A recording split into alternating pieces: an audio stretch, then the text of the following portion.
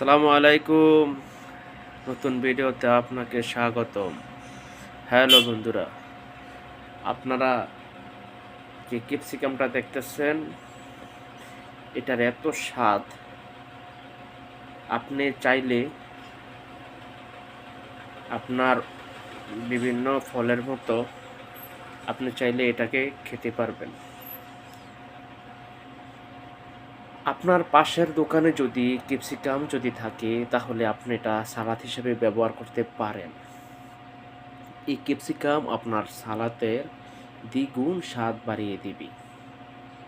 এটা দেখতে যতটা সুন্দর, এটা খেতেও এর চেয়েও বেশি সুন্দর।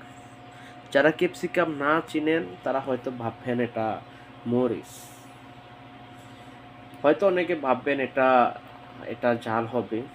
দেখেন, এটার ভিতরে একটা কামরাঙ্গা মরিচের গঠন যেই, ঠিক এটার গঠনও ঠিক সেম।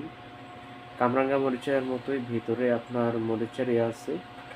এটার কামরাঙ্গা মরিচের মধ্যে তেমন কোনো পার্থক্য নেই, কিন্তু এটা হচ্ছে আপনার সবজি হিসাবে বা সালাদ হিসাবে ব্যবহার করা যায়। সৌদিরা এটা আপনার খালিও খেয়ে থাকে, এটা খেতে খুব স্বাদ।